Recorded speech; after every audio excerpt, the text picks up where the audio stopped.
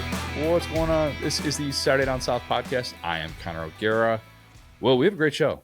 Great show coming up. We have a continuation of our playoff predictions. Go listen to last week's pod wherein we laid out the 12-team field, what exactly it'll look like. Report today from Brendan Marcello, by the way, that inching closer to being able to strip the conference champ automatic bid stipulation and just get the 12 highest ranked teams and have the 4 bids go to the 4 highest ranked teams. What a concept. What a concept.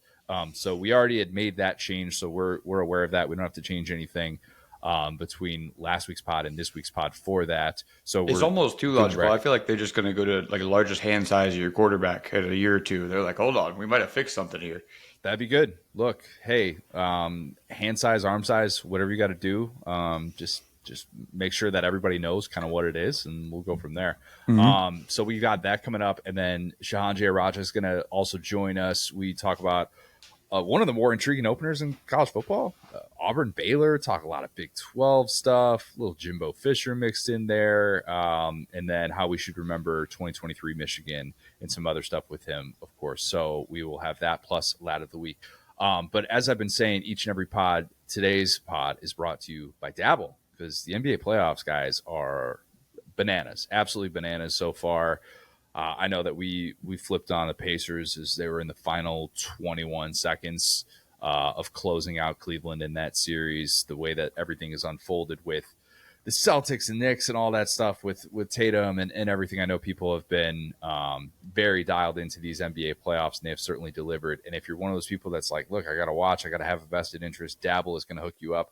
One of the newest and best apps in the DFS space, that is Dabble. They've wasted no time making a name for themselves. Dabble's social function is second to none, and they offer a wide variety of sports for making picks, including, as I mentioned, NBA playoffs. Plus, we've got MLB.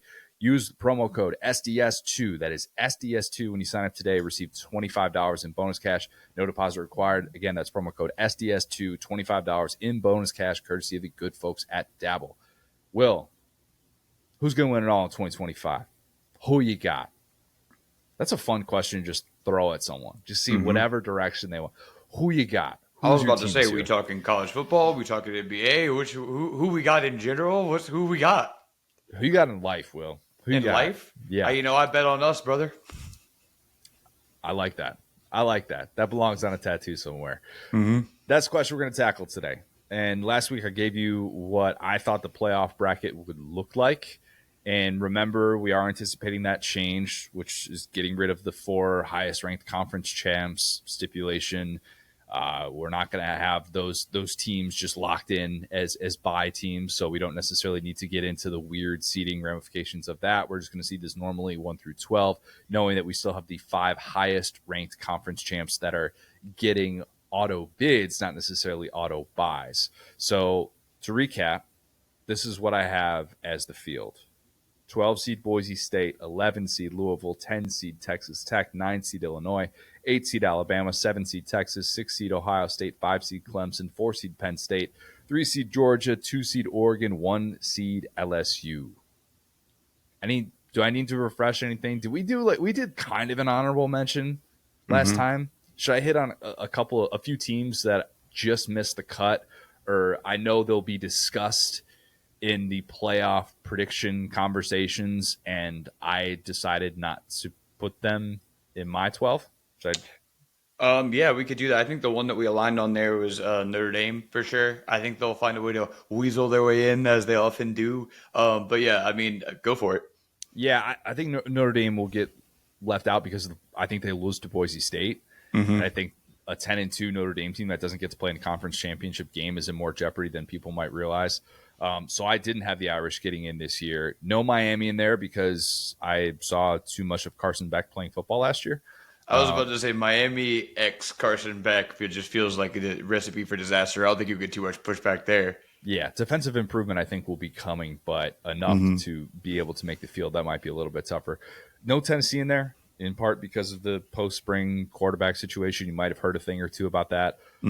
Also, I think the defense takes at least a small step back, and it's just not quite good enough to be able to get to 10-2 or 9-3 with some big-time victories.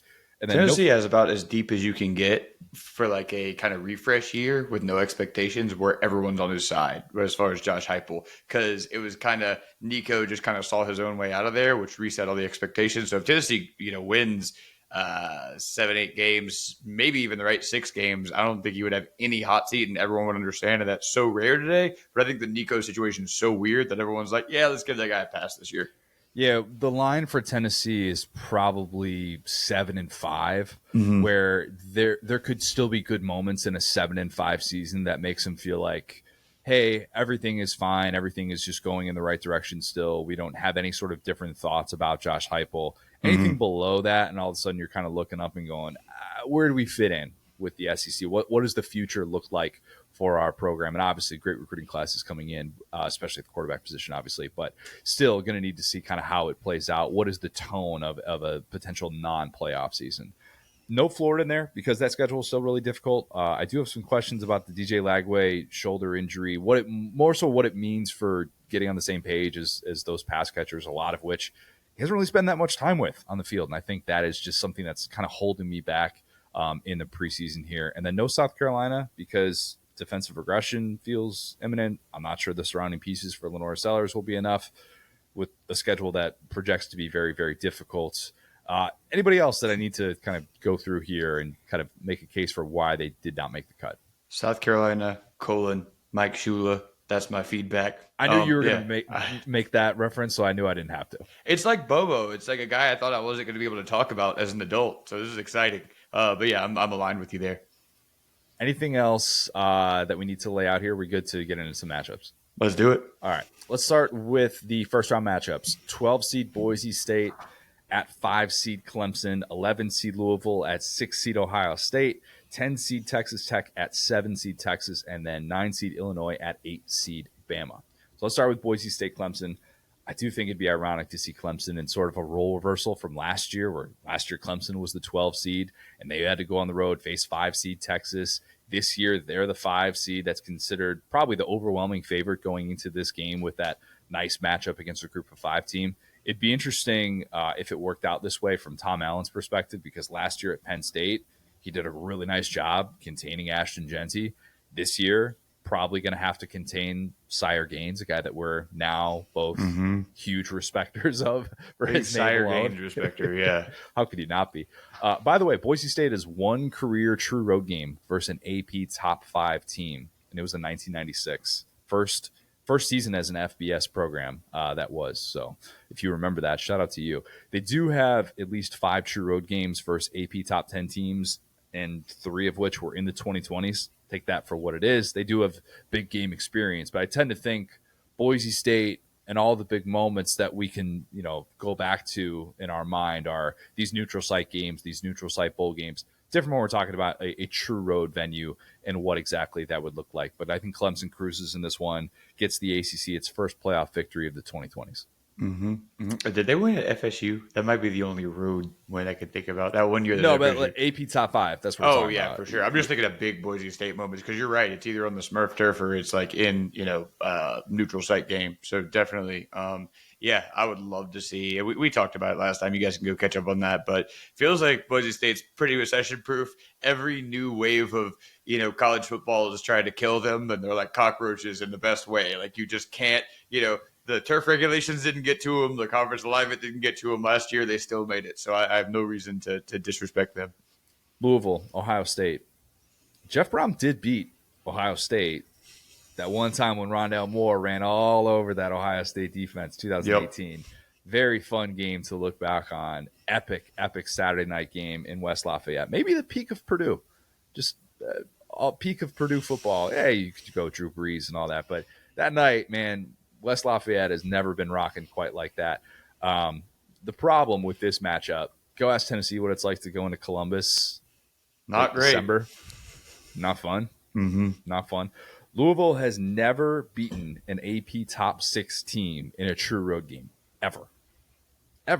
I think it's worth it to have historical context with stuff like that, just because you could say like, all right, well, this team has been on that stage, but it's just, as we saw last year, it's so different when we're talking about everything on the line, true road game, having to go and win a game like that, how hard it is to beat a top 5, a top 7 team on the road, and just what it's, what that means, and how like you could be a really good program and go more than a decade without getting that type of victory. And that's what you're asked to do with these first round matchups here. So I'm going to keep bringing context like that up. Last year's win at Clemson for Louisville marked the first true road win versus an AP top 15 team since Louisville beat a Brian Kelly coached Cincinnati team that had Jason Kelsey on it, 2007. I'm going to say nicer things about Brian Kelly. I promise.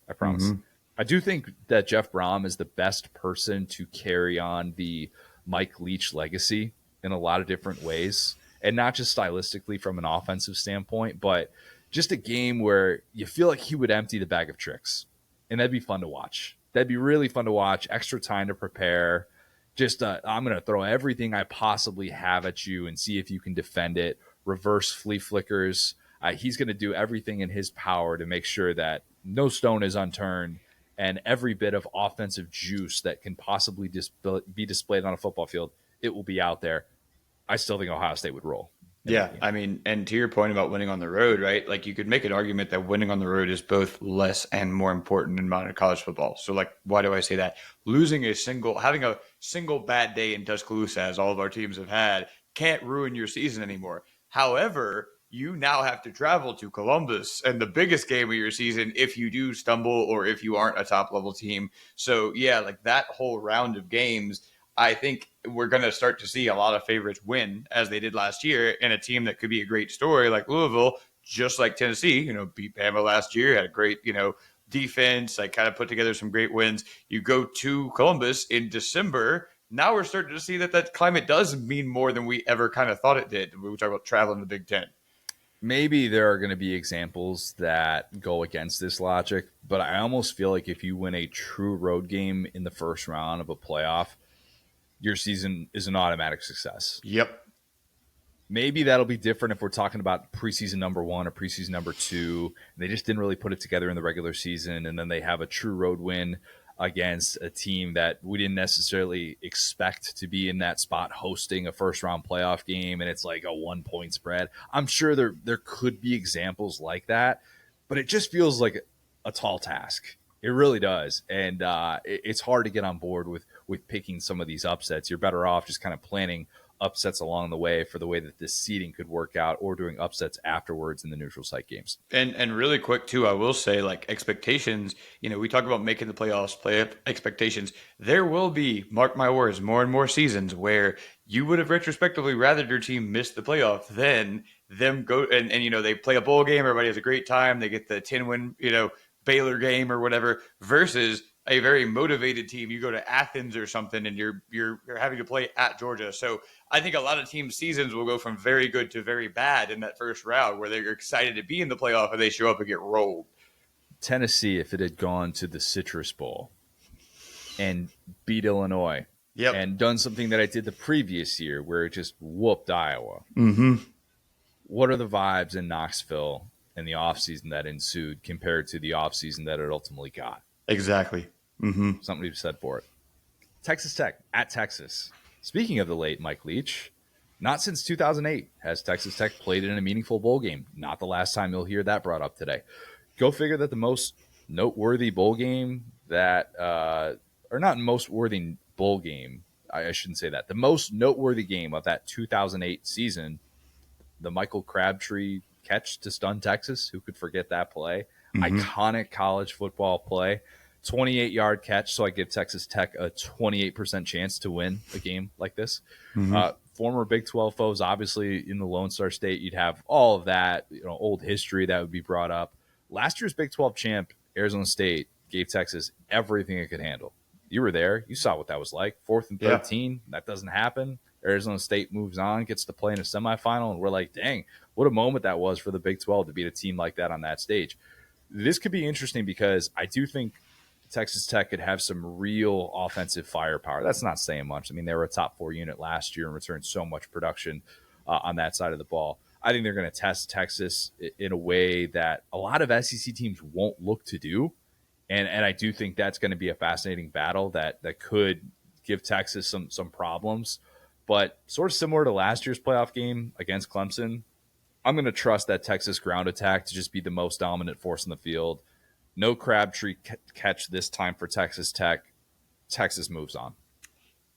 That game was such a moment, right, in 2008, and it was such a Do you remember where you were watching that? Yes, I really do. I did really too. do. Yeah. And like that was that season. I still think, the 2008 season is one of my favorites of all time, even though my team was not very good. That was when I fell in love with college football at large, right? And I think you have similar experience watching Tim Tebow. And the thing that's so crazy is that, we think about that. I can see the sign that says upset lives with the two T's on it from Texas Tech. And to your point, Texas Tech hasn't really gotten back there, and Texas has done a lot to insulate itself from that type of a win, joining the SEC. And so we're going to see a lot of these matchups with teams that have bad blood like this, where I'm sure Texas Tech says, we would love a chance to prove ourselves against Texas every year. Texas took ourselves out of that, but because it's at Texas, I think that rage is not going to last more than about a quarter. There is about one team that I've seen that can go into Austin and really push Texas around, and they reside in Athens and not Lubbock. So, yeah, I think it's going to be a lot of story, a lot of like looking back at that game. If that were to happen, a lot of like, oh, well, we might see another upset. But then when it really gets to the nitty gritty of what Sark has brought, it's going to be a tough matchup. I think in the pregame, there's going to be a lot of flashback to that game, Texas Tech with Michael Crabtree. But I think given what Sark has built, that hype is not going to last past about a quarter because, PK, Sark, the talent they've brought, I don't think we're going to see them belong in the same way that Arizona State did on a neutral site. Yeah, I think it'll be a really tall task for Texas Tech to go in and win that kind of matchup. It's one thing to be able to have one of these teams that can emerge from the Big 12, but to beat what Texas has built, yeah, different ballgame. Mm-hmm. Illinois, Alabama. I'm a Burt respecter. I'm a Luke Altmaier respecter. I think if Illinois gets to its first ever playoff berth, we can very easily say this is an all-time high for the program. And I say that as someone who remembered watching that 2007 Juice Williams, Aurelius Ben team that stunned Ohio State, that got a trip to the Rose Bowl, made my mom's taco dip watching that game against USC. My mom's an Illinois grad. And then you don't need to know what happened after that, but let's just say it did not go very well for the Fighting Illini. I also think while the respect is there, Kalen DeBoer's last home loss as a head coach was 2021 at Fresno State. Guys handled his business at home. Say what you will about some of those other shortcomings. Those shortcomings are road games, and he has defended his home turf very, very well. I do think that Illinois could go in there and make it an ugly game, and maybe it's not necessarily a game in which Alabama feels particularly comfortable. That wouldn't surprise me, but maybe never the type of game in which Illinois quite gets over the hump, and they have that, oh my God, Diego Pavia just did what type moment that makes every Alabama fan go, is this actually happening right now? I think they lack that. Bama wins 28-17. Yeah, as much as I would like to imagine in this theoretical matchup, Burt getting the Gatorade bath in Tuscaloosa. One thing that's pretty interesting, and this is why these type of exercises are very, very interesting, is that if you look at the Alabama losses, I can't believe I'm going to say this. In terms of like rivalry games and games Alabama needed to get up for, the LSU game, the Georgia game, the Tennessee game is the only real rivalry game that they lost. The rest of those games kind of jumped up and shocked them. So in a playoff environment, I would love to see Kalen DeBoer. I think especially with Ryan Grubb, they would bring a great game plan as they did, especially early against Georgia, as they did throughout against LSU. And so, yeah, I think this team could be really dangerous in the playoffs. I wonder if Bama just getting to the playoff feels like an exhale. As weird as that sounds.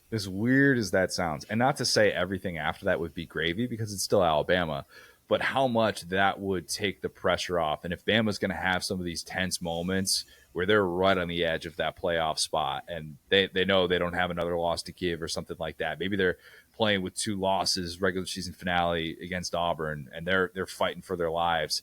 And it feels like such an exhale moment. Not necessarily full 2017 mode or anything like that, where all of a sudden Bama gets in and then boom, they just win the title. But just an exhale for what it means for Kalen DeBoer, what it means for this new staff to feel like, all right, we've at least cleared that hurdle.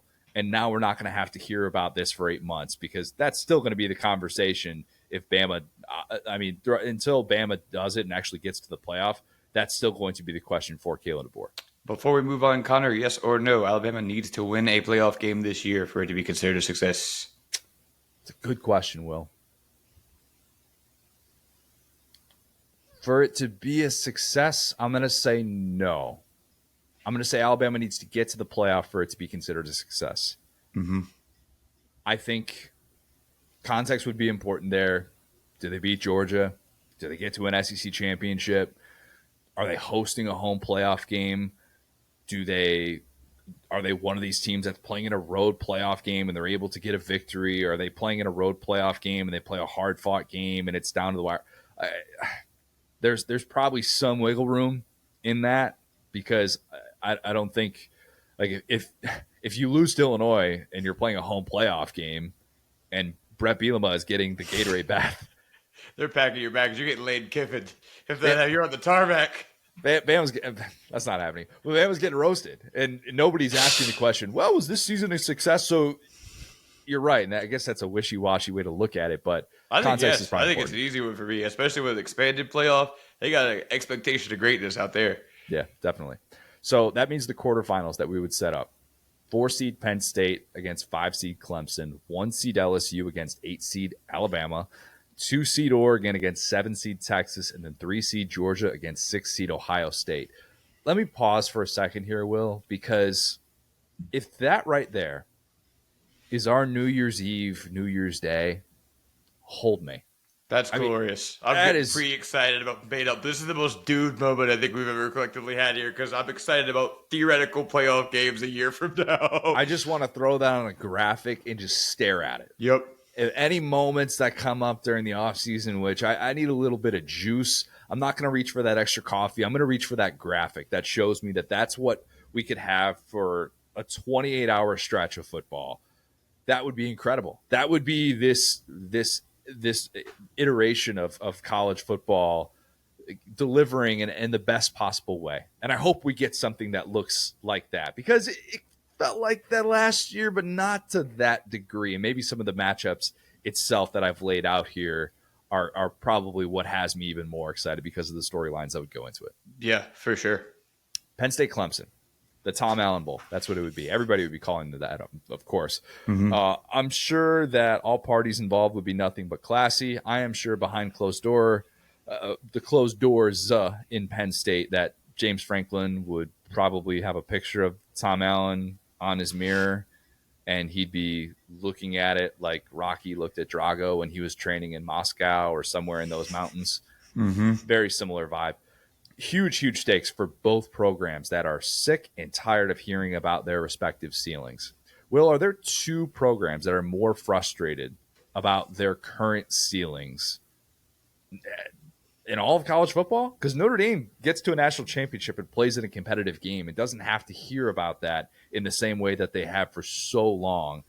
Those two programs, just get us out of the ceiling. Tired of hearing about it. Yep, and I love that qualification, because it's not the floor, it's not FSU, it's correct. Like, how good can you be? It's like, man, yeah. Maybe Oregon. That's the only other team. Yeah, that you could throw into that. I'm going to go Clemson here. I'm going to go Clemson in this matchup. I just don't want to sit here and pretend like James Franklin's 4-20 record against AP top 10 teams during his time at Penn State is nothing, because it's something. And you're sick of hearing me say this. I realize people listening to this show, you are sick and tired of hearing Connor bring up 4-20 and James Franklin in the same sentence. Maybe he should win a game then. That's the thing. We would love to watch good football where either team could win. That's his fault, honestly.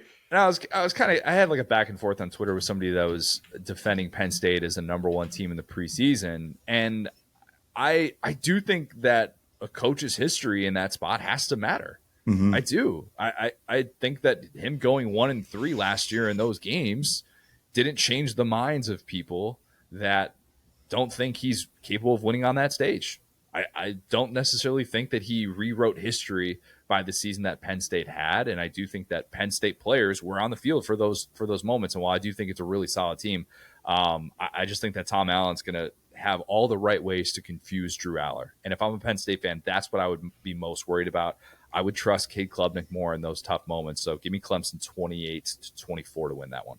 You know what's funny about this game? I could actually see this game breaking football a little bit because I could see Clemson coming in there with Klubnik. And I mean, remember how well Klubnik played in the playoff against Texas Of last course. year.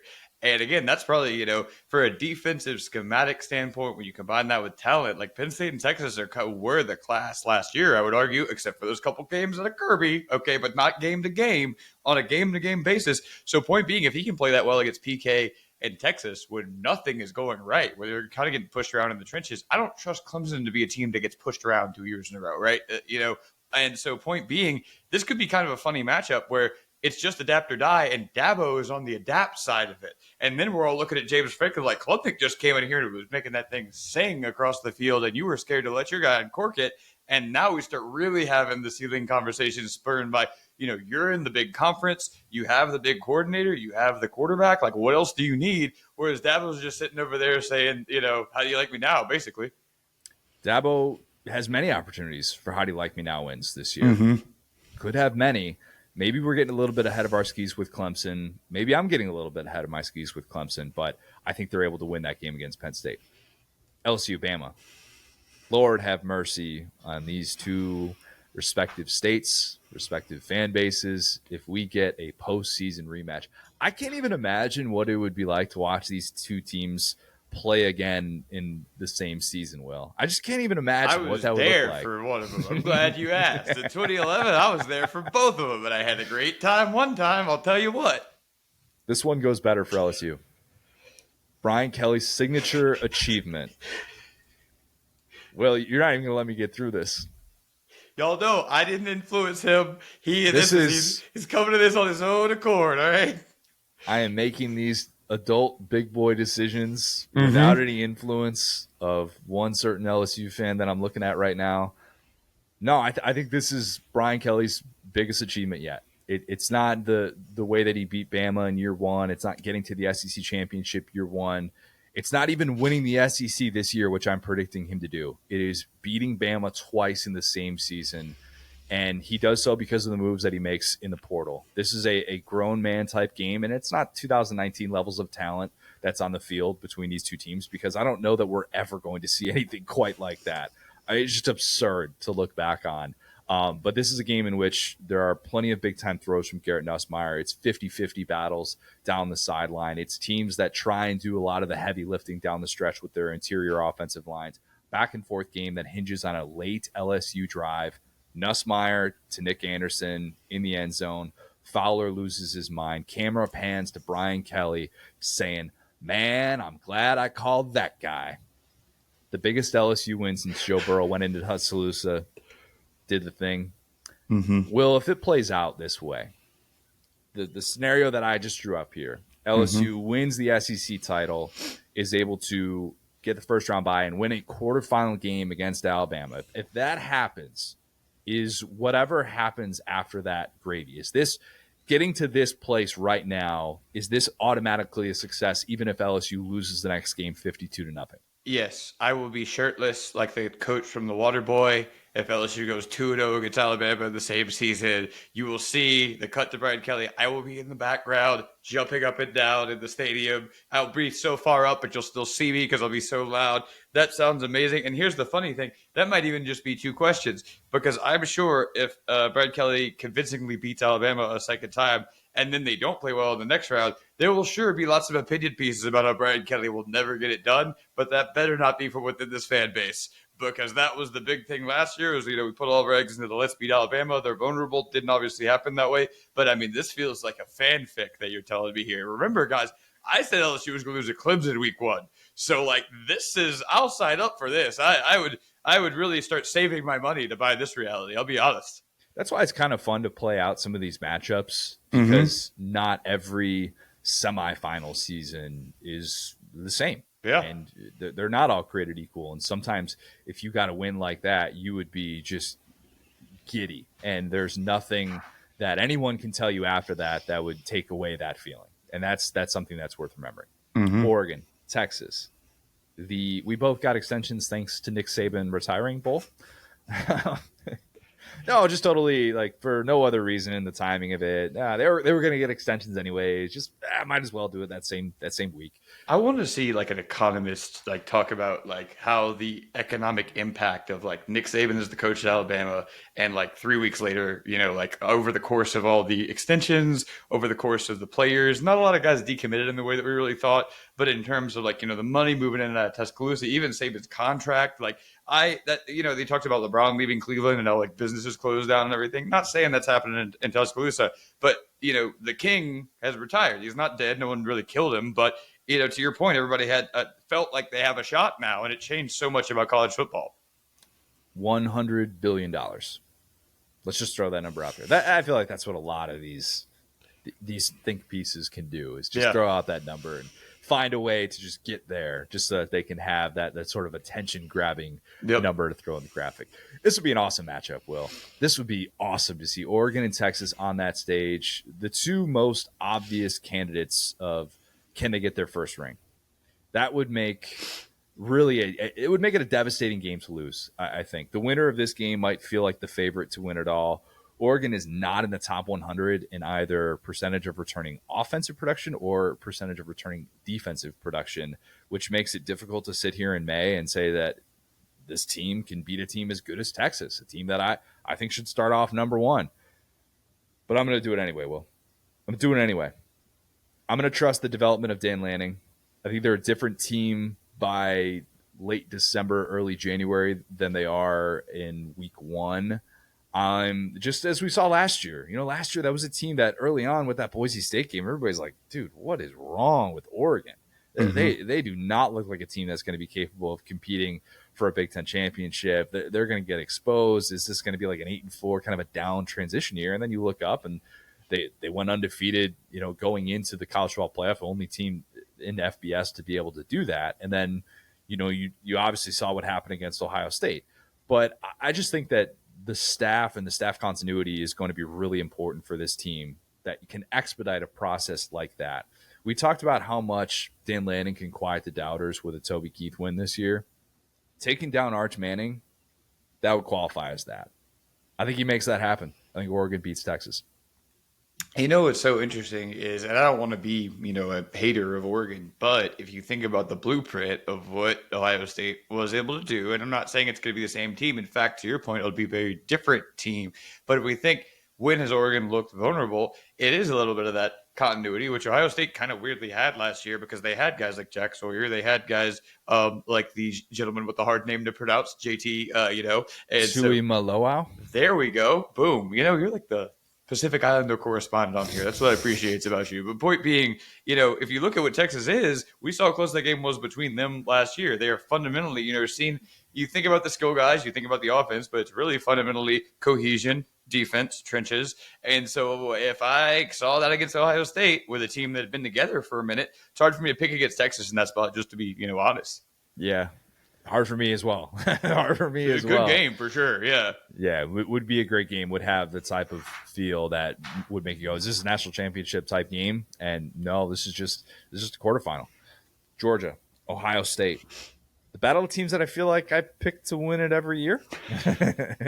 I do. Yeah. I really do. And I don't know why. It just kind of always shakes out that way. I think last year ended the narrative about Ohio State's postseason shortcomings against the SEC, which was a real thing, something that we talked about, especially after the Mizzou loss, where Ohio State was in a really difficult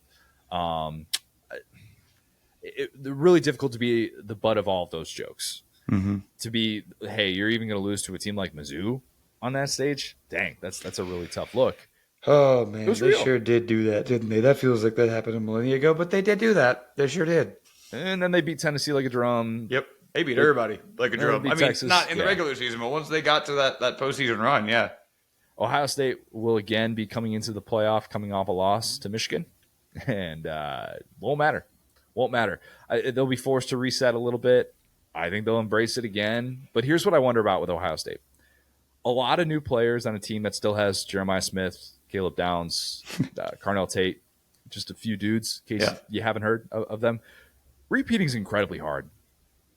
Maybe that's too basic of a take, but the team that they'll be facing knows what type of grind that can be. In Ohio State, having to navigate that with a lot of new players might feel different. Georgia had a lot of new players as well, 15 players drafted the year before 22. And they understand kind of what it was like to get there, but it's so rare. It is so unbelievably rare. And I think repeating in the 12-team era might seem easier because there's more margin for error to make the field. And if you're one of these teams that overcomes that grind of the regular season, whatever that looks like, you just get into the playoff, you're thinking, all right, well, hey, run it back. Same as last year. We know what's due. It's a 4-round tournament. Let's go. But we're still talking about potentially 32, 33 games in a 2-year stretch. Or I guess not a 2-year stretch. You get what I'm saying. Mm-hmm.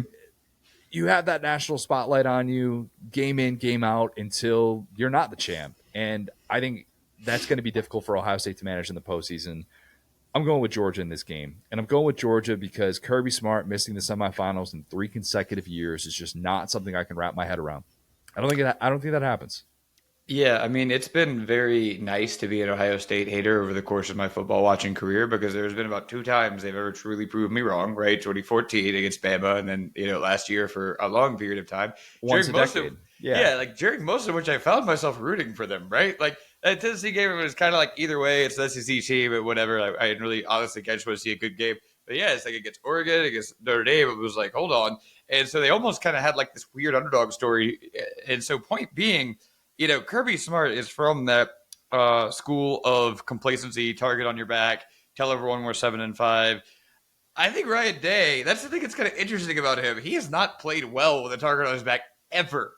Going into this year, it was found money. That's the thing that's so weird about that last thing is that he's right. Nobody believed in them. They looked horrible. Like, I fully thought they were going to lose to Tennessee. Like, I said that, and if, I thought Dylan Sampson's health would have really affected that game. Obviously, it didn't. But point being, it's going to be very interesting to see how those 2 coaches handle that because I couldn't really see – Kirby has, like, an underrated amount of quips, like, on camera and stuff. Like, Kirby's pretty funny when you really watch him, but I couldn't imagine Kirby doing something like the "Bring me Lou Holtz" or whatever. Like, so the more I think about it, the more I'm like, man, maybe this is a little bit of a step back year for Ohio State. That being said, if they get to this point, I think I would still take Kirby, man. Repeating is so hard, and we talked about it at the time. That was a really special group of guys. Yeah, you can't emulate Stetson Bennett again, obviously, but I think that Kirby has gotten a level of angry. It's like every year since that team, he's gotten 10% more locked in and angry. And you kind of saw that too with Saban, during the years without championships where they would change something and improve. And we've seen that, how he's used the transfer portal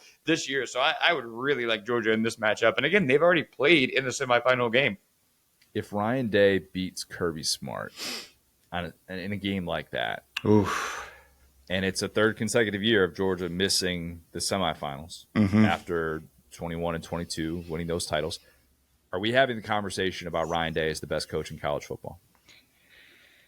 Gosh, we would have to. I mean, we would just have to at that point. Yeah. Some will make that argument if that happens. I mean, without a title, some people were still doing that. That's the crazy thing is that every year people, until the last 2 or 3, until he proved it, right? It was kind of like gaslighting. Every offseason, it was like, yeah, but Ryan Day has beaten this many good teams. It's like, but not when it mattered. So point being, now we're going to see a whole new level of that. Semifinal matchups, Will. Mm-hmm. Clemson, LSU, again. Georgia, Oregon. Incredibly juicy semifinal matchups that we've got here. Yeah. Does 2 SEC teams in the semifinals end the narrative that the conference's best days are behind it? Or does this all come down to what we talked about with the NCAA tournament and college basketball? You got to win a title. Yeah. No, I agree. And again, like, coaches could say all day they don't read the media, but I think they secretly read it more than anyone. And I think this has been an offseason where so many SEC coaches were able to go to their ADs and go to their boosters and say, look, whole conference is on the downslide. We got an opportunity. And I think you look at Georgia, you look at LSU, there's 2 of those teams that have done the most this offseason as far as we're sick of losing. And so I think that would do a lot to prove that. Clemson and LSU. This is tough because I have LSU winning the opener at Clemson, a pick that I probably will regret, whatever. As we know, it's incredibly difficult to beat a team twice. Stop me if you've ever heard that before. Go ask Oregon, Ohio State what it's like to beat a team twice. But in the battle for Death Valley Part 2, I'm going Tigers. Oh, my gosh. Bayou Tigers. Okay. 2019 title rematch. is a game that has the same result. It's fun. It's high scoring with a pair of future first round picks at quarterback. Maybe not future number one overall picks at quarterback, but we see a game that's got just elite receiver talent all over the field, and it's big time plays galore. This is a fun game. Maybe shades of not just that 2019 title game, but like 2019, the game before it with Clemson and Ohio State. Like that's kind of what this feels like. And the difference is that LSU finally, and this is going to be something we'll talk about this year a lot. I think LSU finally has a ground game that can put teams away. Desperately needed it last year. Has a back in Caden Durham who's more than capable of it. I'm excited to see what Harlan Berry, the 5-star true freshman, is going to come in and do. Did he end up as a 5-star? He might not have. Depends on the service, yeah. Yeah, a very highly touted Harlan Berry coming in. I think Clemson can't get late stops, and LSU is back in the title game. Man, again, I think this would be an amazing reality. I think that I would. You do, Will? You yeah, I really. I'm in. I don't want to disagree with you. Okay. I think Alabama obviously is the big hurdle there. I think seeing Clemson the second time, I would almost subscribe to losing Clemson the first time, beating them the second time, which would be way funnier. And again, this is America's dream because one of these coaches gets to lose.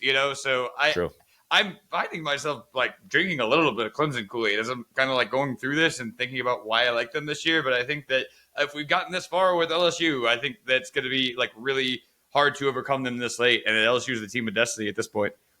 Clemson 0-3 against SEC competition last year. If they go 0-4 against SEC competition, but still have this season in which they go to the semifinals, and obviously they could pick up a win against South Carolina or something like that to avenge last year's loss. So that could still happen as well. But if they were to go 0-4 against the SEC this year, and like lose to LSU, lose to South Carolina, then lose to an SEC team in the playoff, my God, Dabo would take it on the chin. That'd be a tough look. Yep. That'd be really tough. Georgia, Oregon, master versus disciple. Gotta love it. Lanning versus Smart. Much different feel than when they met in that 22 opener, a game that I was at. Oregon is ready because it can hang in the trenches. Much different to talk about year 4 of Lanning compared to game 1. And also has a quarterback in Dante Moore who's not going to be in game 1 in the new scheme like Bo Nix was for that matchup in 22. I think a takeaway from Dante Moore's season at Oregon will be a year with Chip Kelly at UCLA and 2 years with Will Stein. That worked out.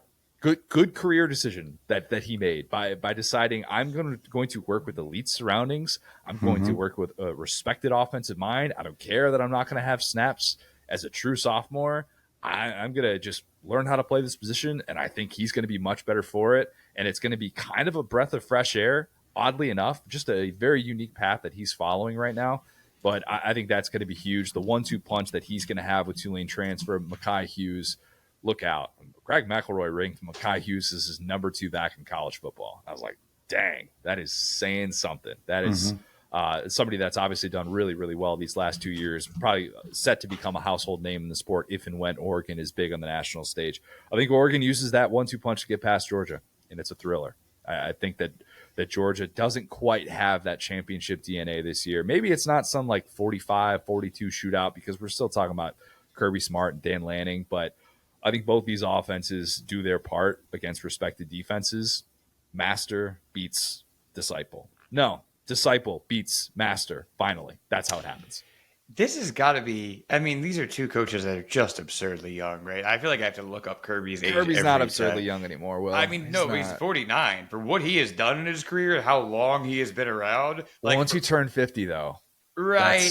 But like in terms of like if you spread stuff out, it's like he's almost accomplished as much as he would have hoped to, Fair. Yeah. And because this is still his first head coaching job. That's the craziest thing about him is that he got started a little bit late, but he really made it count. And then Dan Lanning, as we've discussed, we don't need to discuss it for too much longer because he's 39 years old. That's scary. So that being said, this is kind of the first I guess that would be like son-grandson matchup that I can think of in the same coaching tree.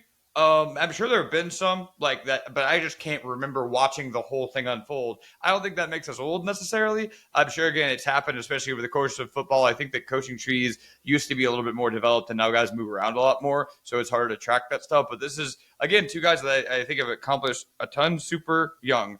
And it's going to be really interesting to see, how they approach it because, again, we talked about it. Like immediately, Dan Lanning has developed more on the offensive side of the ball, I think, than Kirby had probably until about this year, I would say. I mean, even you could talk about like a Carson Beck as a guy he developed over time, hasn't really done the same things with transfers in the same way. So I think it's going to be really interesting. Like that would be a great chess match between the two, and it would be two completely different philosophies. It's always going to be hard for me to pick against Georgia in a matchup like that. And again, like I think they're going to come out with their hair on fire. This is kind of the second matchup where I'm like, Oregon might be a little bit soft in lack continuity, so it feels easier. I'm just thinking about son, grandson. So Kirby had Dan Lanning when he was 10. I mean, but at what age would he have gotten started on that stat? Like, that's the other part of it is like these are real human beings who had to like graduate from college, Right. Dan Lanning also very much accomplished in the limited time that he has been a head coach, but the things that he has done already, obviously we're both very much all in. Mm-hmm. All right. So that paints the picture here, and we'll have plenty of time to talk about, Georgia, crystal ball and all that. So I know we're being brief here, but we're trying to stick to the individual matchups. Mm-hmm. Oregon LSU in a national championship would be an awesome game. Mm-hmm. I had this thought as my pick formed, I should say. Am I discounting a lack of deep playoff experience here? Because I think that might be the takeaway if you look at a game like that and say, that's kind of a trendy thing. Like, why would you go in that direction? Oregon has won playoff appearance in the 2020s, and it was obviously the Ohio State loss last year. LSU hasn't been to a playoff game, hasn't been to a playoff since 2019. Mm-hmm. So obviously that experience is lacking with this staff, although Brian Kelly has obviously been there. Should I be defaulting a bit more to teams that have that playoff experience with multiple playoff games? At least in recent memory, last year Ohio State did not have a bunch of guys with playoff experience because they missed out on the playoff the previous 2 years. Mm-hmm. Notre Dame hadn't been to the playoff with that coaching staff. So while they were familiar faces in a lot of ways, when you actually look at it a little bit closer, like these two teams didn't really go into the playoff with this bevy of experience. And, oh, my God, we've been through the rigors. Texas was the only repeat semifinal team. So both of them, I thought, by the end of it, made us forget that. And they figured things out along the way. So I'm saying that I think the same will be true of these two teams with LSU and Oregon. I went back and forth on this, Will. I really almost pulled the trigger on an Oregon national championship, because I could definitely see a world in which Dan Lanning does the thing that Oregon has always struggled to do on that national championship stage, which is win the football game. That's typically pretty big deal. Pretty big part of it. Typically something we make a big deal out of is getting on that stage and also winning. That's how you change perception. But I think it's one of those years for LSU. When it hits right for LSU, man, I don't know why, but it just happens. Mm-hmm. I've been trying to hide my love for this team for some time. And look, I almost didn't want to make the pick because I don't want people to listen to this show during the season and go, oh, you guys are just rooting for LSU the whole year. I'll give LSU plenty of crap, I promise. I'll give LSU plenty of crap if they're not playing to my championship standard that I have set here for them today, all right? You have my guarantee. I have talked myself into an LSU national title season after a really ideal offseason. The sense of urgency was there in the portal. We've talked about that. It was there with this coaching staff that's been assembled. It won't feel like an offense that's necessarily at 2023 or 2019 levels, and it might not be a vintage LSU defense. But finally, Brian Kelly has a clutch team.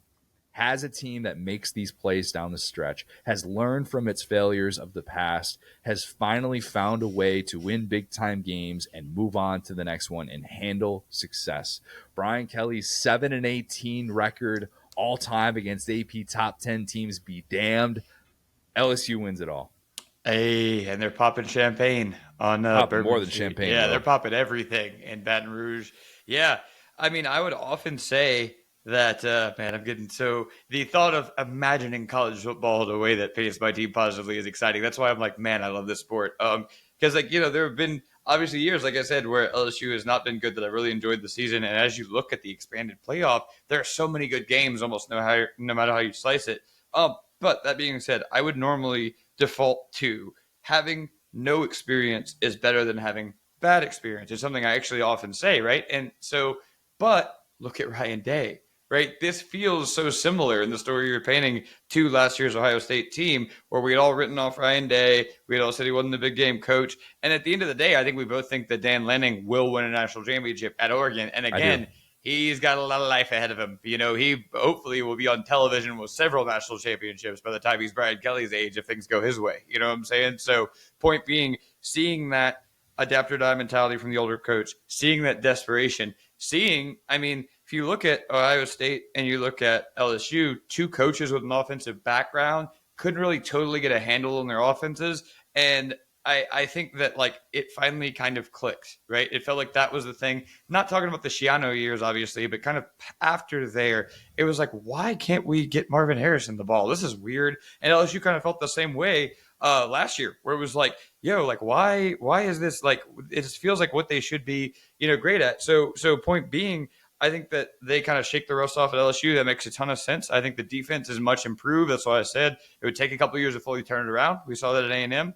And I think that would be the funniest. Brian Kelly would tell like the worst joke ever. He would have like a front pocket joke ready. Yep. He would be like, and what did Brian Kelly say to the college football playoff? Knock, knock. And that would be like the end of it. Just crickets in the room. And you're just like, all right, let's move on to next year. All right, now on to the quarterback. All right, cool. Yeah, I do think that a year like this will serve as a reminder that if you've been in a lot of these big time games, eventually it's got to break your way. It broke Ryan Day's way. Yeah, it finally did. And to get to this place for LSU would be exactly what they signed up for when they hired Brian Kelly. And so, yeah, I am officially all in, just as LSU is. Follow the money in the transfer portal era. Will, if LSU wins a national championship, will you grow a beard? I don't think I physically can grow a beard. Well, that was my point. Yeah, I think that's the thing. If you tell me I need to grow a beard for it, me and Brian Kelly are both going to be in trouble. But like I said, I'll do. If LSU is as good as you say, I will do a full podcast Farmer fan shirtless. I'll tell you that. I will be full. We'll censor the nips if that makes people feel better. But I'll be so excited about not having to answer questions about Brian Kelly. It'll be a glorious day for me. And you'll be totally sober, I'm sure, for every last second of it. I'm just picturing the guy from The Water Boy. Yep. That's all I can picture. Yep. Yeah, basically that. All right. That was fun. Hopefully I'm not going to get dragged too badly for this. Definitely will. That's the way that this always works.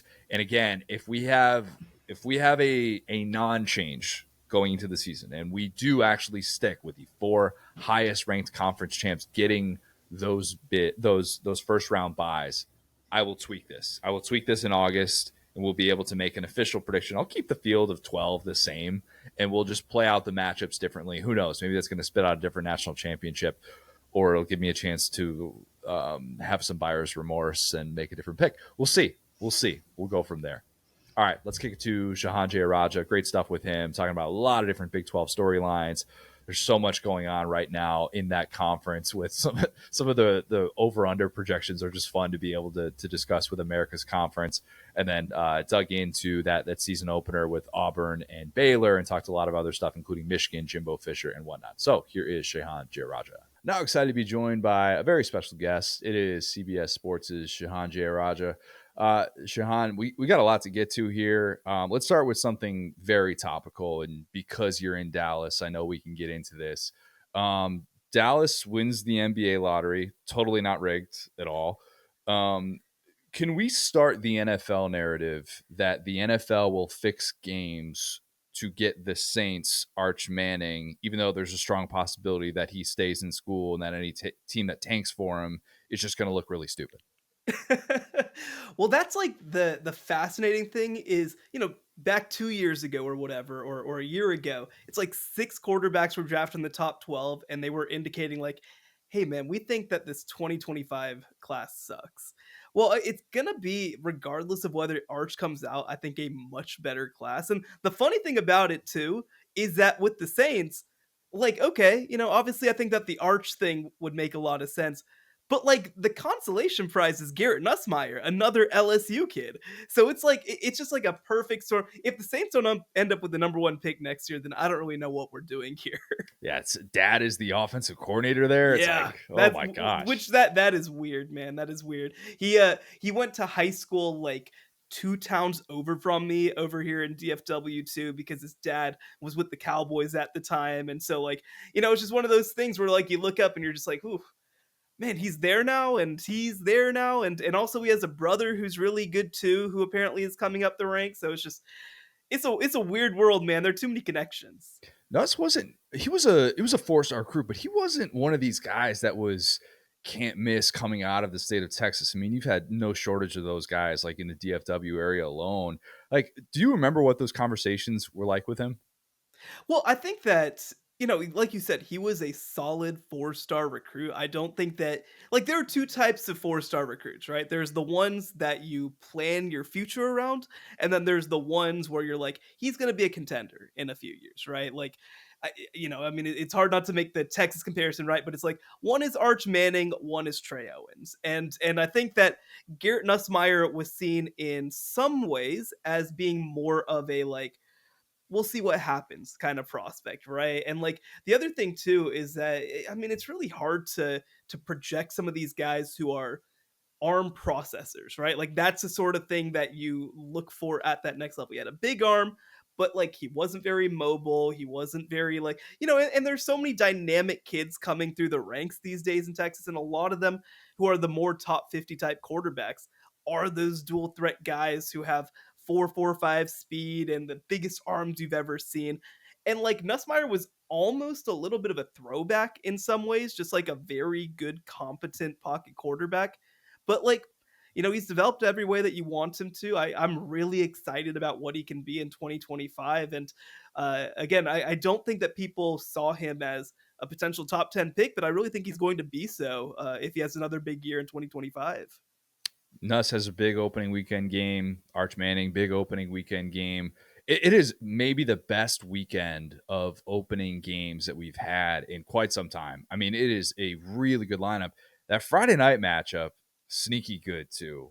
The way that it sets up now with Auburn traveling to face Baylor and being able to have that in a Friday night. I don't want to call it standalone because there are other games that are going on, but it's going to kind of feel standalone ish. Dave Aranda got himself off the hot seat last year, but at the same time, we know how college football works. 8-month off season. If all of a sudden you lose to a 5-win team, people are having doubts again. And then Hugh Freeze, I think, has the hottest seat of any coach in America. And if you lose that primetime game on Friday night, all of a sudden we're like, oh my God, what in the world is Auburn doing right now in year 3 of the Hugh Freeze era? We're overreacting to it. What does this game mean for both of these programs? Well, I think it's such a tone setter for both of them because both have expectations of at least contending for the playoff. For Baylor, obviously going and trying to win the Big 12, for Auburn, trying to get back into that 9 to 10 win conversation. And this is a critical game, I think, for both of them to be able to do it. Because here's the reality. Like, obviously, if Baylor wins the Big 12, they'll get in as an auto bid. But, like, to be truly in that conversation, to be taken seriously as that kind of team, you have to win games like this. This is a huge opportunity. And on the Baylor side, by the way, I think they have two of the biggest games in non-conference in the entire Big 12 in 2025. They have Auburn in week 1, they have SMU in week 2, obviously a team that was in the playoff just last year. And so from their perspective, I mean, the Big 12 from a perception perspective especially, like you have to show up for these games against really talented SEC teams. And Auburn is not the best of the bunch by any means, but you have to prove that, hey, you know what? We're not going to be overrun by talent. We're not going to be overwhelmed by talent. We can hang against teams that are like this. And the other thing, too, is, I mean, like you said, there's such a spotlight on this game. Most people probably have not watched Baylor play maybe since that Colorado game last year. On the Auburn side, of course, to get into that, like this is a huge game. You can't, on the flip side of that, go and lose to a Big 12 team in week 1 when you've got the number of big time opponents that Auburn once again has on their schedule. Like this has been a team that's been barely on the cusp of bowl eligibility in every one of Hugh Freeze's seasons at this point. This is the year that they have to break through. They'll have, of course, a new first year quarterback, probably Jackson Arnold. And like, this is a moment where you have to show up and prove yourself. They've had a great portal cycle. They put so much, I mean, kind of what you heard from Auburn in so many ways was we're going to go through 2024 with what we have at the quarterback position because 2025 is the year that it actually comes together. Well, it's got to actually come together. And that's, I think, what Auburn fans are waiting for, because they know at this point, probably can't blame Brian Harsin as much. It's a little bit tougher. It's probably been about time. It's like Hugh Freeze's one win against a team that's finished with a winning record. And that is a tough thing to stomach. And we can get into, well, look at the recruiting. It's still year 3. And if you're sitting there at 5-7, 6-6, you're like, all right, where are you really going? When's that going to pop? I think that the Big 12 is still America's conference. I think there are so many different things that a casual college football fan can point to and say, yep, sign me up for that. That is appointment viewing. Brett McMurphy's tweet that everyone's regular season over under in the Big 12 is between 5.5 and 8 wins is incredible. And like the favorites plus 550, Texas Tech, 6 teams between plus 550, plus 800, which never happens. Never happens. What in the world is going to happen in the Big 12 this year? Yeah, it's fascinating, right? And I think that's what makes this conference so much fun. I think it's what makes it such a high entertainment value conference is that like there is not a team in this league that doesn't think that they at least have a chance of making it back into the fold. I mean, look last year. Obviously, Arizona State was picked last place in the Big 12. They go on and make the college football playoff. And I think what's cool about this league from that perspective is that there are 16 teams that are, I think, again, I don't know if there's a title team in the Big 12, like not just this year, but like ever, right? But I think that what you do have is you have 16 teams that are very committed to functioning at the highest level that they can. I mean, honestly, I think, you look at the Arizona States and the Colorados, those were kind of the last holdouts in some ways of teams that you thought, hey, you know what, you really need to up your game. Kansas probably being another. Well, those teams are functioning at that level right now. They have that attention, they have that investment. We've heard, right? Like all 16 teams are planning to opt fully into the rev share, right? So like I think that says a lot about where the Big 12 is and the level of investment that's being demanded of everybody with the opportunity that's there. But I think from my perspective, you really have to look at it in terms of tiers. Like there just isn't like a team that's just going to jump out and overwhelm everybody. Maybe it happens, but like heading in, there's no team that I think you can plan to do that. I think Arizona State still belongs in that group after winning the Big 12 last year. Of course, they lose Cam Scadaboo to the NFL, but they bring in Kanye Udo, who's a really talented running back from Army. They've got Raleek Brown, a former 5-star on the roster. And then they've also got Kyson Brown, who was a contributor for them as well. So I think that in some ways, Arizona State was a team that arrived quicker than even the staff maybe intended because a lot of the top players are back. Sam Levitt, Jordan Tyson, Xavier Alford, CJ Fight, like a lot of really good players are back on this team. So they still belong in that top group. Texas Tech, who you mentioned, has had maybe the best offseason of any team in America, one or two maybe.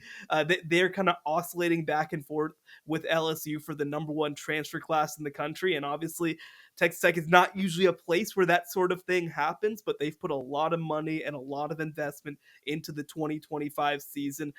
Kind of the headliner was adding David Bailey from Stanford over the offseason. And the thing that I want people to realize about Texas Tech's transfer class is that it's almost all in the trenches. Yep. Like the vast majority are trying to beef up the offensive and defensive lines. Now, I have some questions about how quickly that'll come together on the offensive line. The defense, though, should be remarkably better. Has Like to. they were, yeah, they were bottom 10 in the country last year for more personnel reasons, I would argue, than coaching reasons. But they brought in Shile Woods, the defensive coordinator from Houston, who I think is a big time kind of up and comer in this industry. I expect him to have some immediate success, and they've got a roster that is just really, really good on defense specifically after some of the additions that they've made. I'm also really high on Baylor. Again, that Baylor Auburn game is going to be one that I think that they have to prove themselves into that top group in a lot of ways.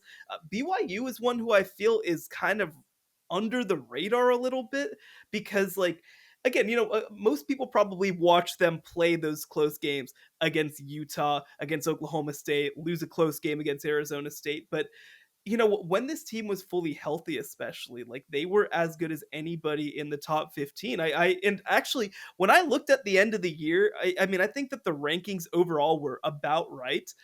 But, like, for me, BYU being behind Clemson in the rankings, a two-loss team that went on the road and beat SMU on their home field versus Clemson as a three-loss team without any of the quality of wins and with worse losses, like, I felt like BYU was probably the most aggrieved team in the rankings, and I feel like there's that lack of attention paid to them coming into this year despite returning the vast majority of their production. So those are kind of the four at the top who I feel have a chance to break through, but, like, this is the thing with the Big 12, right? Is TCU could pop, Kansas State could pop. Maybe you get a great Kansas season. Maybe one of these truly under the radar type teams, like a Cincinnati or somebody like that, is able to find something. And you just can never count it out in the Big 12. Should the average college football fan be envious or enraged by what Cody Campbell has done to rebuild Texas Tech? Yeah, it's a great question, right? But I mean, here's the reality. Like, one, we have history of this in college football. I mean, in the Big 12, you've got T. Boone Pickens, right, at Oklahoma State, True. who put a lot of investment and turned Oklahoma State from an afterthought into a pretty high quality job in this conference. Obviously, the big daddy right now in college football is Phil Knight over at Oregon, and that just the other day, right, Jackson Cantwell commits to Miami, and we've heard all about John Ruiz. Drew Rosenhaus is involved. Like, this is kind of just like the modern state of college football in some ways. And the other thing too, I mean, obviously, there's sort of the dynamic of the presidential commission, which is a whole other thing that gets thrown into there that Cody Campbell's going to be a part of. And I'm fascinated to see what happens there. But, like, I do think that there's a recognition from Texas Tech that, like, this might be the last truly Wild West offseason that we have. Whenever House v NCAA gets settled, there will be more controls in place. Will they be perfect? Will they be totally comprehensive? I think that obviously we don't know the answer to that. But what we do know is that right now, there's no rules. There's no salary cap. There's no limits. And so when you talk about, investing 2, 3, $4 million in their basketball team, right? And JT Toppin coming back for another year of eligibility. Like, you could just do that. When you talk about their transfer class with Texas Tech, like, you can just do that. You can just throw money at guys. And I think that they've taken advantage of a moment. They have a pretty favorable schedule, which I think also plays into it. They've got a senior quarterback in Baron Morton coming back. They've got a coach they have a lot of trust in Joey McGuire, who I think, look, they've had such expectations that I think that people don't respect enough, like the consistency that he's brought. I mean, it's actually the first time that they've had 3 straight winning conference campaigns since the Southwest Conference. That's the Good last time that Lord. Mike Leach never had 3 in a row, right? So, like, there's a Wow. level of consistency that's been brought to this program under Joey McGuire. And I think that it's kind of this perfect storm. And Cody Campbell, of course, gets to be that final nail in the coffin in so many ways. Yeah, and I get it from the perspective of I feel like you could make the case he's driving the market up on specific players and what's that for the overall, market of the sport. And also at the same time, if you're in a conference like the Big 12 that is seemingly up for grabs and you do not have these guardrails, every fan base in America would want that rich person to say, yeah, spend all that money. Go do it. Like, let's take it. This is your opportunity. This is your window. Go get to the playoff and at least have that for a team that hasn't. I mean, Texas Tech last meaningful bowl game was 2008, right? Yeah. Yeah. Go get It's it. been a while. And one thing that I'll also bring up too is, like, I've made this comparison a few times, right? But I think that I guess I would call it like the existential place in your conference shifts a lot when a league changes, right? So Mm, like back in the, let's go back to 1996 in the Big 12, right? Like you have Nebraska, you have Texas and Oklahoma. They have success early. They're able to establish themselves in so many ways as the signature programs in this league. Well, in 2012, you have this big realignment, and all of a sudden, this nobody program like Baylor is able to establish themselves as one of the true powers of the league, whereas Texas Tech goes through this drought at that time. And sorry, give me 1 second. no, you're good. You're good. Hey, Texas, talking about Cliff Kingsbury and the whiffs of that era gets me choked up personally. So I know what you're talking about. I know. It's like that. But I think that when you are a team like that, again, Texas Tech in the 2000s was one of those programs. In the 2010s, they fall behind TCU and Baylor and Oklahoma State. Well, now is that next moment of realignment where you have the former Pac-12 schools coming in, where you have the Group of Five schools coming in, and if you can win this moment, then I think that it doesn't just set you up for 2025. I think it changes the way that college football and recruits see you heading into the future as well. And so this is a really important moment to get right. And I think that Texas Tech realizes we got the last one wrong. We can't mess up again this time. Big moment, I think, for the Big 12 overall, especially as we're trying to settle on auto bids, what all that looks like. It'd be really tough if the first year of this 12-team playoff, you're a one-bid league. The Big 12 at the same time, we're 11 years into this thing, one playoff victory. And immediately it was a 65-7 loss after that. By the way, do you still have Georgia fans that tweet at you for predicting TCU would win that game? No, because I think that I think I acknowledged from the start, like, ooh, I feel a lot worse about this matchup than I do the Michigan one. I really did like. I That's a felt good like call. I felt like the matchups worked out. I was actually really kind of influenced by the way they handled that Purdue game and in the Big Ten title game, and I felt like TCU could hit some of those same shots. I kind of was just like, well, I picked TCU in the other one. I might as well ride out with them because nobody else in America is going to do it. So I think that I even acknowledged from the start, like, hey, you know what, that one's maybe a little bit of a long shot. What's the most sensitive Big 12 fan base? Because I have an obvious answer in mind, but I'm curious if you go in that direction too. Ooh, that's a good question. Most sensitive Big 12 fan base. I mean, everybody has their moments for sure. I mean, this isn't them, but like I've had a lot of West Virginia fans mad at me the past few days because I wrote that kids won't like that their coach banned TikTok dancing, and West Virginia fans are like, no, we're tough, man, we're tough. Kids want to be, and they have 51 transfers going out of their program this year. We'll see what happens there, but ooh, Utah fans. Utah Oh, fans that's a good one. are definitely up there. It's funny. Um, so Utah fans when they first came in, obviously I know a little bit about the sort of landscape, right? Utah fans really came in kind of feeling like we don't belong here. We belong with the big boys. Like we're y'all have fun, but we're about to go to the Big Ten, and then obviously they finish. They miss a bowl game in football, are miserable in basketball, and so everybody's had a little bit of fun with them because of how aggressive they were coming in. But when you talk about big money donors, well, BYU's been one of those teams with Ryan Smith, the owner of the Jazz, coming in and swooping in some players on the basketball side and swooping in some players on the football side. So, like, you're starting to see these uneasy alliances forming, I think, with Utah in some ways, but Utah fans are definitely up there. I think that I'm curious if this is the team that you're thinking of because when they are rolling, they are rolling. UCF hasn't had a lot to get excited about Yep. lately. Yep. So I haven't heard much from them these, kind of the 2 years that they've been in the league. But obviously, like back a couple of years ago when they were at the peak of their powers, like I've actually talked to their athletic director, Terry Mohajir, and he's like, we have to recognize we are one of the youngest institutions in America. We in terms of both being a recent school that's been formed, but also like our alums are largely under the age of 40. So they are very online. They are very engaged. They also don't necessarily have a lot of money, which is something that is like kind of the yin and yang that you kind of have to work with. But when UCF has something to say, they say it. UCF was my answer for the I record. figured. I figured based on your experiences, I'd imagine that that was high on your list. Yeah, it used to be Twitter Beetlejuice. It like just say it. You just say UCF 3 times and watch. You're like, oh, that's where the trolls. That's where they're all hanging out. That's where they all live. You're right. It's changed. I do wonder if that's more of a Danny White era thing. I do like Terry Mohajir. I do kind of question, not kind of question. I fully question the Scott Frost reunion and how in the world that's going to go. But Yeah. that'd be an interesting thing to see. Like, Yeah. are they going to get their bravado back with him?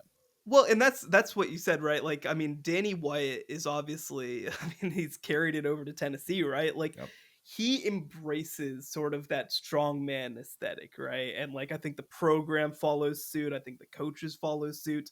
You know, Terry Mohajir is a lot more laid back, more of a sort of traditional type guy. Definitely somebody who's willing to stand up and say what he believes when it's that time. But I think that, you know, like, it was a perfect storm the way that like 2017 through 19 happened at UCF.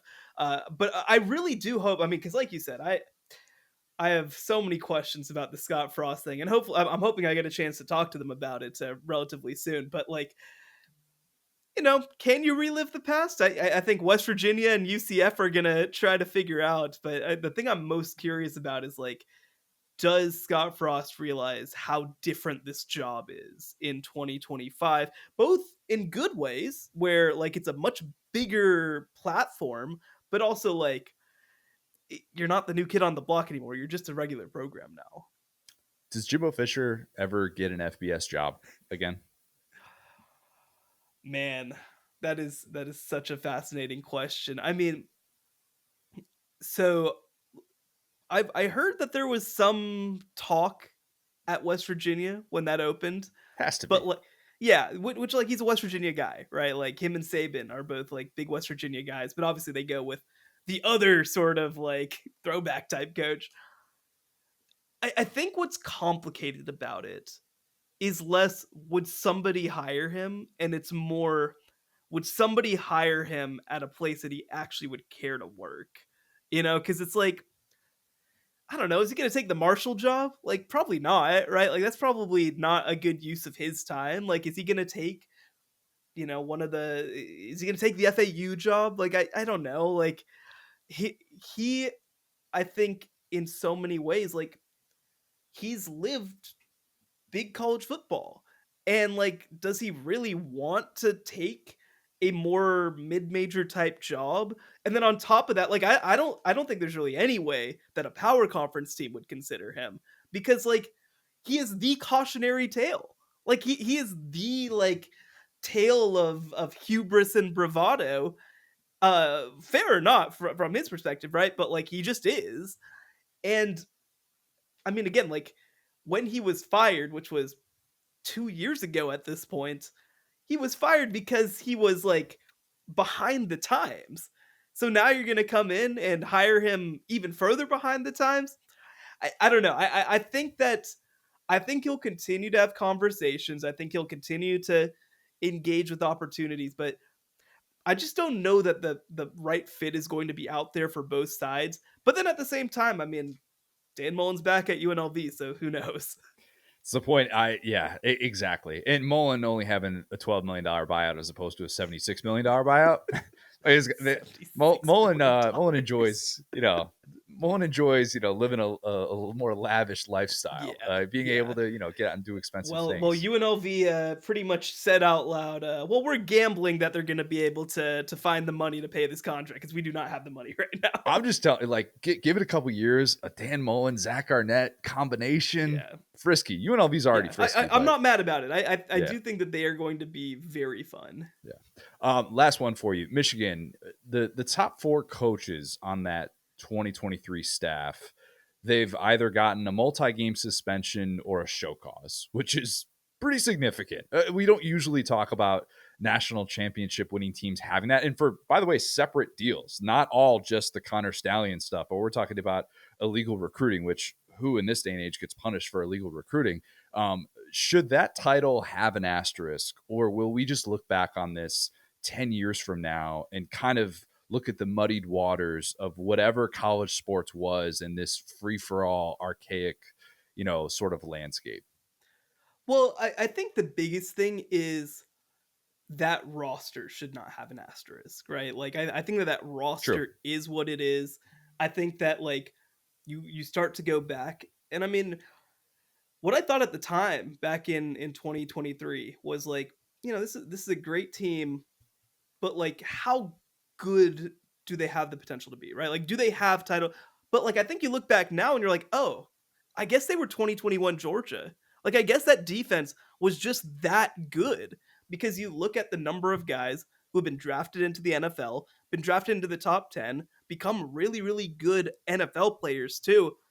Like I probably underrated it even at the time, just how complete that defense was. And obviously, we'll see what happens with JJ McCarthy, but he looks kind of exciting in the NFL as well. Like they've got some, they got some players who were more college football players than obviously being NFL players necessarily, but like it was a really good roster, and I don't think that should be taken from them in any way. Like when they went and won their title, especially, like nothing about their actual run to the title necessarily was aided or, in any sort of way by some of this outside stuff. Now, when you think about like the Jim Harbaugh era at Michigan, I think that that's always going to have a little bit of yuckiness to it, right? Like with kind of the all of the stuff that happened, because it wasn't just one thing, like you said. And I think that, look, I'm not certainly advocating for anybody to care that much about flaunting the NCAA, but like this was as oppositional a program to being enforced as we've ever seen. And like what they're being accused of, obviously, is not the worst stuff that, from a competition perspective that we've ever seen, but it's the way that they approach things. It's the way that they flaunted things. And so, some people will celebrate that, certainly, as them being these kind of renegades of college football in some ways.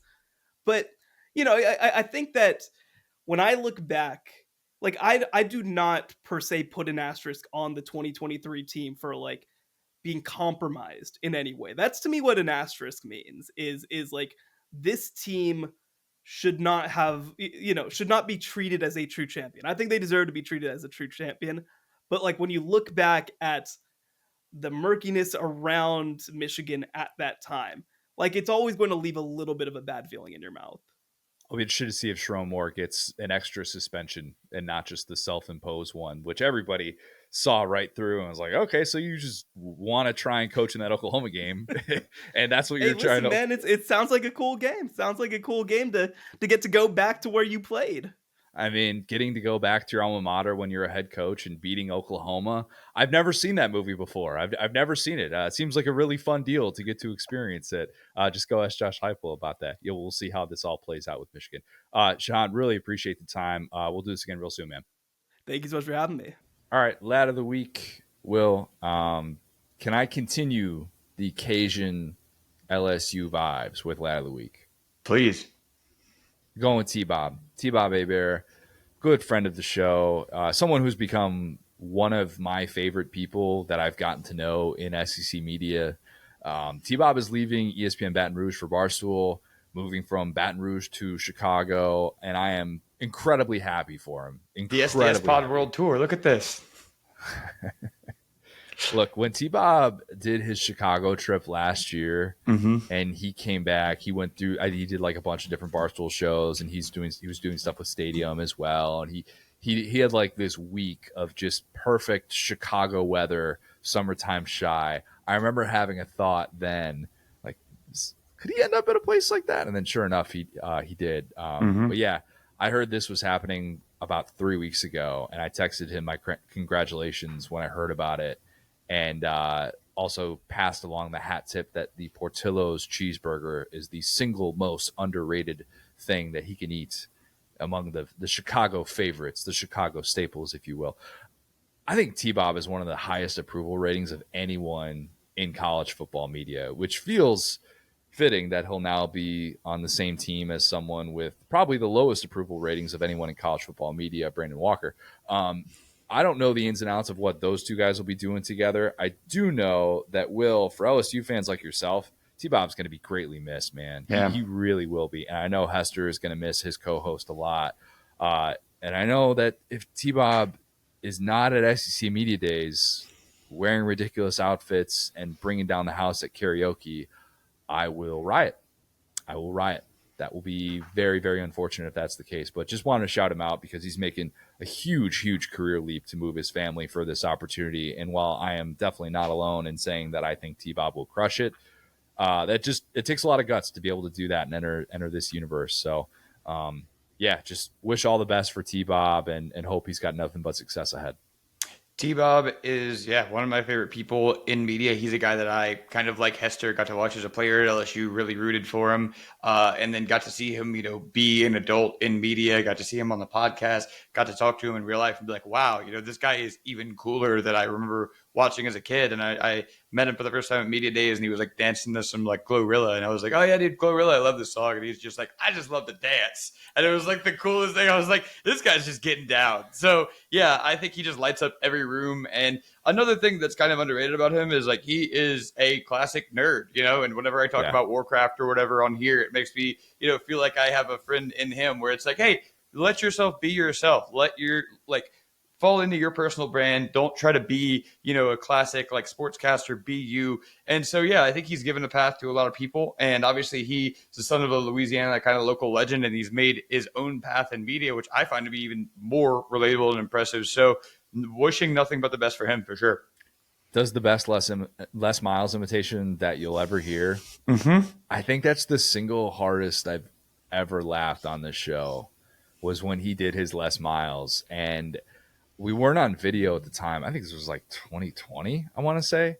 And I might have even gotten the hiccups, which I never, ever get. I can usually control my laughter or something and rein it in a little bit to be able to move on to the next thing. And you're kind of locked into what you're doing. And I lost it when he did that. And I've been meaning to ask him to repeat it. So hopefully T-Bob will be at SEC Media Days this year, and we'll get to get a Les Miles imitation on camera. But yeah, he's going to do fantastic things. And I hope they use his abilities to the fullest, because that is a very talented dude. Yeah, absolutely. Since, we've done an LSU championship, we've done Cajun of the Week. I'm going to keep it short here. And, this is kind of the opposite direction. I saw a tweet the other day that is so relatable, and forgive me for starting with this as an intro, but it was like, man, I hate the feeling that an athlete like that I love to root against when he gets hurt. And that's how I feel about Jason Tatum. I feel like I have spent so much of my career watching the Celtics, or my viewership career watching the Celtics smoke teams and seeing them as kind of like the empire with all the draft picks they got in the Nets trade. And, when you see a guy get injured the way that Jason Tatum did, it just immediately becomes this huge response like, man, this guy is just such a good player. I'm going to miss watching him play. He's had such a good career. The whole Bill Simmons joke about he's only 19. And it's been cool to watch him develop into, again, like, a grown man. We could talk about some of the stuff like with the Kobe stuff and how much he took inspiration from him.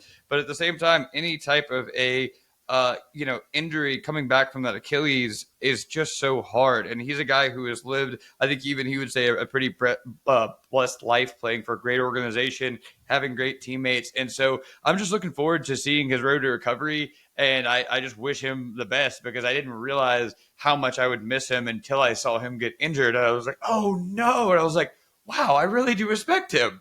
I was watching that live. Is there an easier injury to diagnose in the moment than an Achilles injury? That's a good point. It's easier than an ACL. It's so weird. And people always hesitate because of what it means, the road to recovery. You don't want to jump the gun with that and assume it's something. But everybody's thinking the same thing as it's happening. They all look so similar. It's bizarre. Even concussions don't all look the same. And it's sometimes tougher to be able to tell, oh, that guy had a concussion. You don't always see, oh, the way that his head hit the floor or the turf or something like that. But with an Achilles, it's the same thing almost every single time. And everybody describes that same sort of feeling. And I mean, that devastation of just realizing what's in store, that time in your life to have that happen is just absolutely brutal. But yeah, it's too bad the way that played out. And, obviously he's got still probably a lot of good days ahead of him, but very, very different once you go through something like that in that stage of his career. And I'm sure like that's the tough thing too, is then you go down the rabbit hole of all the different guys that have gone through the Achilles injury and what does it look like after they've returned? And it's just a tough thing to do. Really tough thing to do. All right, well, that's a pod. As I said in the intro, remember, if you are looking to get in on that daily fantasy space, Dabble has you covered. Use that promo code SDS2, $25 in bonus cash, no deposit required. Please leave us a 5-star review. Subscribe to our YouTube channel where you can watch every episode of the Saturday Down South podcast. Follow us on Twitter at the SDS Pod, at Set Down South, at TJ O'Gara, at Go So Hard. Thanks, guys. Talk soon.